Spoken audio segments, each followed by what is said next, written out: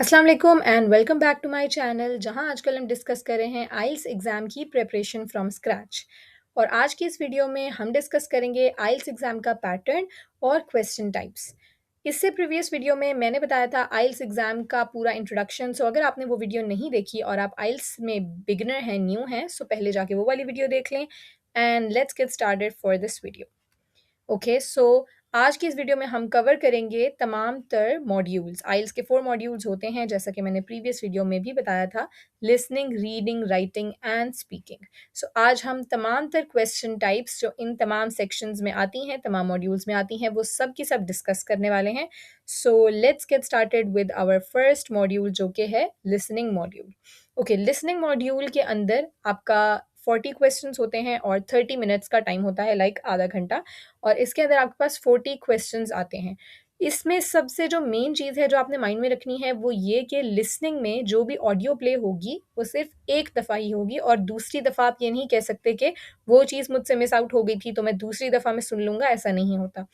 4 audios होंगी जो आपके पास प्ले होंगी वन बाय वन, और साथ में ही आपको एक क्वेश्चन पेपर मिल जाएगा जहाँ पे सारे वो क्वेश्चंस हैं जो आपने ऑडियो को सुनते हुए साथ-साथ ही आंसर करने हैं। क्योंकि दोबारा प्ले होनी नहीं है, तो आपको साथ-साथ में ही आंसर करने हैं। अब किस टाइप की ऑडियोज़ होंगी, किस टाइप के क्वेश्चंस होंगे, वो बताती चलती हूँ। सबसे पहले क्वेश्चंस की क्या टाइप होगी, मल्टीपल मल्टीपल चॉइस क्वेश्चंस होते हैं। ऑब्वियसली आपके पास कोई स्टेटमेंट है, वहाँ पे आपके पास ऑप्शंस हैं ए-बी-सी, आप उसमें से चूज़ करेंगे राइट ऑप्शन कौन-सा है, वो भी according to the audio. Audio में से ही कोई बात होगी जिसको उन्होंने मल्टीपल चॉइस क्वेश्चन बना दिया होगा और आपको वो चूज़ करना है। फिर उसके अलावा टेबल या पैसेज कंप्लीशन हो सकता है, लाइक पूरा पैराग्राफ लिखा है और उसमें कुछ-कुछ जगह पे ब्लैंक्स है, और वहाँ पे ब्लैंक में आपको या तो नंबर या तो वर्ड, ये चीज़ लिखनी है जो भी मिसिंग है। या पूरा टेबल बना होता है किसी भी चीज़ का, फॉर एग्ज़ाम्पल अगर कोई ऑडियो है रिलेटेड टू कोई भी टाइम टेबल है, और उसके रिलेटेड कोई ऑडियो है, कोई बंदा अपने टाइम टेबल की बात कर रहा है, तो आपके पास पूरा टाइम टेबल बना आ जाएगा, और वहाँ पे कुछ चीज़ें मिसिंग होंगी, जैसे कहीं का टाइम मिसिंग होगा, कहीं का डेट, कहीं का कोई वेन्यू है तो वो, तो आपको वो सारी चीज़ें फिल आउट करनी है साथ-साथ ऑडियो सुनते हुए ही। फिर तीसरा हो सकता है इस टाइप का क्वेश्चन, जैसे कोई डायग्राम है, कोई मैप है जो आपको लेबल करना है। उसमें आपकी ना लोकेशंस अच्छी होनी चाहिए। Like locations in the sense के right, left, in front of, behind, beside, ये चीज़ें आपको थोड़ी पता होनी चाहिए। लाइक प्रीपोज़िशंस का थोड़ा नॉलेज होना चाहिए, अगर आप कोई मैप को लेबल कर रहे हैं तो। मैप हो सकता है, कोई डायग्राम हो सकती है जिसको आपको लेबल करना है, लेकिन ये भी इतना डिफ़िकल्ट नहीं है बिकॉज़ आप उसके रिलेटेड ही ऑडियो सुन रहे हैं जो आपको लेबल करना है। फिर आपके पास आ सकती है मैचिंग। मैचिंग यानी कि match the column kind of भी, या फिर आपका ये है कि आपके फैक्ट्स हैं, ओपिनियंस हैं जिनको आपको कनेक्ट करना है। कई दफ़ा ऐसा भी होता है कि आपके पास कोई बंदा है, वो बात किसने बोली है, वो आपको उससे कनेक्ट करनी है। ऊपर आपके पास 3 ऑप्शंस हैं, नीचे फिर आपको उनमें से ए लेटर को मैच करना है। अभी सुनने में थोड़ा अजीब लग रहा होगा, obviously in our upcoming videos जब हम ये सारे प्रैक्टिस करेंगे क्वेश्चन्स, तब आपको ये चीज़ें मज़ीद क्लियर होती जाएँगी। इसीलिए सब्सक्राइब ज़रूर करना है ताकि मज़ीद भी वीडियोज़ आप तक पहुँचती रहें। अच्छा, ये थे हमारे मोस्ट कॉमन क्वेश्चन टाइप्स जो कि लिसनिंग मॉड्यूल में आते हैं। अब ऑडियो किस टाइप की हो सकती है वो भी बता देती हूँ, क्योंकि 4 ऑडियोज़ हैं, तो पहली ऑडियो जो है, आपका जो पार्ट 1 है, वो कोई सोशल कन्वर्सेशन होगी बिटवीन 2 पीपल। 2 लोग होंगे जो आपस में बात कर रहे होंगे। क्या बात कर रहे होंगे, एग्ज़ाम्पल दे सकती हूँ, कोई बुकिंग हो सकती है किसी होटल रूम की, किसी कार सर्विस में कोई बंदा रेंट पे कार लेना चाहता है, तो वहाँ पे बात कर सकता है। मोस्टली वो कॉल रिकॉर्डिंग होती है किसी की भी, और वो 2 लोग आपस में बात कर रहे होते हैं और उसके रिलेटेड ही क्वेश्चन्स होते हैं। फिर पार्ट 2 यानी सेकंड रिकॉर्डिंग में आपके पास कोई एक मोनोलॉग होगा। मोनोलॉग यानी कोई एक ही बंदा है, एक ही स्पीकर है जो कंटीन्यूअसली बोली जा रहा है। अब वो क्या हो सकता है, वो भी कोई कॉल रिकॉर्डिंग हो सकती है, जैसे हम बसेज़ में या कहीं जाते हैं तो रिकॉर्डिंग्स लगी होती हैं पीछे, इस टाइप की कोई रिकॉर्डिंग होगी इन इंग्लिश। और इसमें कोई एग्ज़ाम्पल ये हो सकती है, जैसे कोई टूर गाइड है, वो एक्सप्लेन कर रहा है टूर के रूल्स, या कोई लोकल गाइड है, वो किसी म्यूज़ियम के, किसी जगह के रूल्स आपको एक्सप्लेन कर रहा है। तो उससे रिलेटेड आप आंसर करेंगे अपने क्वेश्चंस को। फिर आपकी थर्ड ऑडियो की बारी आती है जिसमें मल्टीपल स्पीकर्स हो सकते हैं, यानी 2 टू 4 स्पीकर्स हो सकते हैं, और ये mostly educational kind of discussion होती है। जैसे कि एक स्टूडेंट है, फिर 3-4 स्टूडेंट्स हैं, एक टीचर है, वो आपस में कोई असाइनमेंट के बारे में अगर डिस्कस कर रहे हैं, तो इस टाइप की आपकी ऑडियो नंबर 3 हो सकती है, होगी। और ऑडियो 4 जो आपकी है वो होगी कोई एकेडमिक लेक्चर के बारे में, और उसमें भी एक ही स्पीकर होता है, यानी कि फॉर एग्जांपल आपका यूनिवर्सिटी लेक्चरर है, वो आपको लेक्चर डिलीवर कर रहा है किसी भी एक टॉपिक के ऊपर, तो वहाँ पे आपको उसी से रिलेटेड नीचे पैराग्राफ या टेबल या कुछ भी होगा जो आपको फिल आउट करना है। सो ये था हमारा लिसनिंग मॉड्यूल, जिसमें 40 क्वेश्चंस हैं, 30 मिनट्स हैं, और इसमें जो मेन चीज़ है आपने दिमाग में रखनी है वो ये है कि ऑडियो एक ही बार प्ले होती है। बाकी इसमें आई डोंट थिंक कि ये इतना डिफिकल्ट है as compare to the upcoming modules. Okay, next module की तरफ अगर मूव ऑन करें तो वो है हमारा रीडिंग मॉड्यूल। अच्छा, इसमें भी हमारे पास सेम 40 क्वेश्चंस हैं, लेकिन इसका जो टाइम है वो है 60 मिनट्स। अच्छा, अभी हमने जो लिसनिंग मॉड्यूल डिस्कस किया था वो हमारे एकेडमिक अगर आप आइल्स देते हैं या जनरल ट्रेनिंग का देते हैं, दोनों में सेम है। लेकिन रीडिंग मॉड्यूल दोनों में थोड़ा-सा डिफरेंट है, वो सेम नहीं है। उसमें क्या होगा कि अगर आप एकेडमिक आइल्स दे रहे हैं, तो आपके पास 3 लॉन्ग टेक्स्ट्स आएँगे और थोड़े कॉम्प्लेक्स भी होंगे। वो कहाँ से लिए गए होंगे? किसी बुक से लिए गए होंगे या किसी जर्नल, मैगज़ीन, न्यूज़पेपर, इस तरह से कहीं से भी लिए गए होंगे। वो इसलिए होते हैं ताकि आप यूनिवर्सिटी वगैरह जहाँ भी जा रहे हैं, उसके लिए आप अच्छे से प्रिपेयर्ड हैं या नहीं, ये चेक करने के लिए। और अगर आप जनरल आइल्स दे रहे हैं, यानी कि आप वहाँ अपने किसी वर्क के सिलसिले में जा रहे हैं, तो आपके पास 3 ही पैसेजेस आएँगे, बट वो इतने लंबे नहीं होंगे और वो एवरीडे काइंड ऑफ टेक्स्ट्स होंगे। जैसा कि आपको किसी एडवर्टाइज़मेंट, किसी छोटा कोई टेक्स्ट है कहीं से न्यूज़पेपर से लिया गया, बट नॉट टू लॉन्ग, आपको छोटा-मोटा कोई टेक्स्ट दिया जाएगा और उसमें आपके क्वेश्चंस होंगे। अच्छा, अब इसमें किस टाइप के क्वेश्चंस आते हैं वो बता देती हूँ। इसमें मोस्टली जो क्वेश्चन सबसे ज़्यादा आता है और जो आई थिंक थोड़ा-सा स्टूडेंट्स के लिए ट्रिकी हो सकता है, वो है ट्रू, फ़ॉल्स और नॉट गिवन। अच्छा, ट्रू, फ़ॉल्स तो हम बचपन से पढ़ते आ रहे हैं, वैसा ही है सेम। नॉट गिवन क्या चीज़ है? नॉट गिवन ये होता है कि अगर आपने एक पैसेज पढ़ा, पैसेज के नीचे आपके पास ट्रू, फ़ॉल्स हैं, तो अगर तो स्टेटमेंट करेक्ट है तो ऑब्वियसली आप उसको ट्रू मार्क करेंगे, रॉन्ग है तो आप फ़ॉल्स मार्क करेंगे, और अगर वो स्टेटमेंट से रिलेटेड कोई बात पैसेज में है ही नहीं, तो आप उसको नॉट गिवन मार्क करेंगे। अब वो ऐसा नहीं होगा कि वो बिल्कुल ही कोई आउट ऑफ द बॉक्स जाके कोई चीज़ या कोई स्टेटमेंट दे दें, ऐसा नहीं होता। वो बिल्कुल रिलेटेड देंगे, बहुत रिलेटेड, कि आपको हो कि ये ट्रू है या फ़ॉल्स, बट आपको उसको थोड़ा अगर आप थॉरली रीड करेंगे तो आपको अंदाज़ा होगा कि एग्ज़ैक्टली जो चीज़ स्टेटमेंट में कही गई है वो तो ऊपर थी ही नहीं, फिर आप उसको नॉट गिवन मार्क करेंगे। आगे हमारे पास है मैचिंग हेडिंग्स। उसमें क्या हो सकता है कि ऊपर जितने पैराग्राफ्स हैं, पैराग्राफ्स के ना मोस्टली लेटर्स होते हैं, लाइक पैराग्राफ ए, बी, सी, डी, ई, एफ, जी, एच, इस तरह होते हैं। तो नीचे आपको कोई स्टेटमेंट दी होगी और पूछा गया होगा कि ये स्टेटमेंट आपको कौन से पैराग्राफ में मिलती है, या इससे रिलेटेड कौन से पैराग्राफ में बात आपको मिल रही है, या ये अगर हेडिंग है तो कौन से पैराग्राफ को आप ये हेडिंग दे सकते हैं। तो इस तरह करके क्वेश्चन हो सकता है। फिर मल्टीपल चॉइस क्वेश्चंस भी हो सकते हैं इसमें, और सेंटेंस या समरी कंप्लीशन भी हो सकती है। ये भी इस तरह के, जैसे कोई पैराग्राफ है जिसमें आपके पास ब्लैंक्स हैं और आपको उनको कंप्लीट करना है अकॉर्डिंग टू द पैसेज। तो ये है रीडिंग मॉड्यूल। इसमें सबसे टेक्नीक इसकी भी एक बताती चलूँ, वो ये कि आपके पास जैसे ही पैसेज आता है, क्योंकि आपके पास 3 पैसेजेस हैं, है आपके पास 1 घंटे का time, time is enough, but आपके पास 3 पैसेजेस हैं और 40 क्वेश्चंस हैं, काफ़ी ज़्यादा हैं, ऑब्वियसली टाइम टेकिंग है और पैसेज को रीड करना। तो जैसे ही आपको पैसेज दिखता है, आपको उसको फौरी रीड नहीं करने बैठ जाना, आपको सबसे पहले उसको स्कैन करना है थोड़ा-सा। यहाँ पे आपको स्किमिंग एंड स्कैनिंग की थोड़ी-सी टेक्नीक्स आनी चाहिए। What is skimming? वो होता है कि आपने सबसे पहले पैसेज देखा और आपने पैसेज को थोड़ा बहुत ओवरव्यू लिया। यानी कि आपने हर पैराग्राफ की first line, last line, middle में कोई चीज़ बोल्ड है, कोई इन्वर्टेड कॉमास में है, ये चीज़ थोड़ी-सी देखी और आप आगे चलते गए। पूरा पैसेज जब इस तरीके से हो गया, तो आपको थोड़ा-सा आइडिया हो गया होगा कि पैसेज किस बारे में है। फॉर एग्ज़ाम्पल, अगर पैसेज है एक्वेटिक एनिमल्स लाइक शार्क के बारे में अगर पैसेज है, तो आप जैसे-जैसे उसको पढ़ते हुए आएँगे, आपको पता चल जाएगा कि शार्क्स के बारे में यहाँ पे क्या-क्या बात की गई है। फिर जब आप क्वेश्चंस पढ़ेंगे, तो आपको अंदाज़ा होगा कि ओके, ये चीज़ आपको हिंट आएगा कि ये चीज़ मैंने फलाँ पैसेज में पढ़ी थी। तो आप फ़ौरन से उस पैसेज पे मूव ऑन कर सकते हैं। तो यहाँ पे आपका स्कैनिंग की टेक्नीक काम आती है। पहले आपने पूरे पैसेजेस को स्किम किया और बाद में आपने स्पेसिफिक पीस ऑफ इन्फॉर्मेशन ढूँढने के लिए जब आप वापस जाएँगे तो आप स्कैन करें। फिर इस तरह ये होता है कि आपको बहुत ज़्यादा टाइम रीडिंग पे नहीं देना पड़ता। फिर भी स्किमिंग के बाद आप एक जनरल रीडिंग कर सकते हैं ऑब्वियसली, और जैसे ही आपको ज़रूरत महसूस हो उसकी।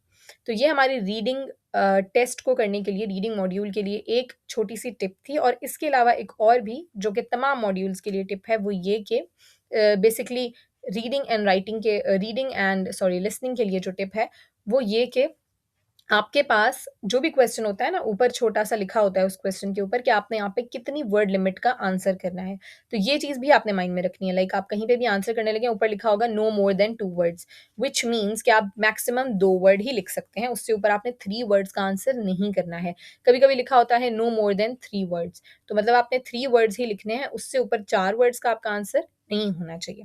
So this was about reading module. और नेक्स्ट हमारे पास है writing module. Okay, writing module में क्या है, 2 ही टास्क्स हैं और 60 मिनट्स हैं। तो आप टाइम को किस तरीके से डिवाइड कर सकते हैं, आपने यूँ नहीं करना कि हाफ-हाफ कर लिया, 30 मिनट्स, नो।